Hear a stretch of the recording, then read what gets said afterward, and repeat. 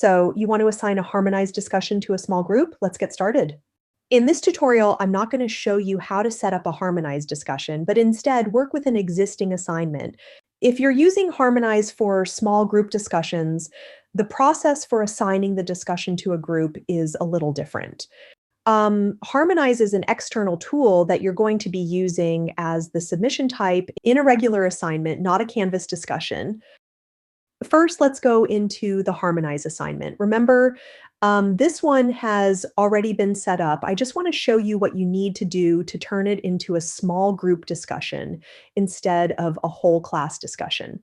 Once you've got your Harmonize assignment in place, you'll adjust the settings inside the Harmonize settings, not the Canvas settings. When the Harmonize assignment appears, click Edit. This will get you into the third-party settings.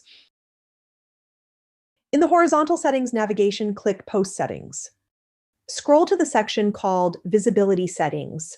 The logic here is that the discussion will be visible only to small groups or whatever other options you select.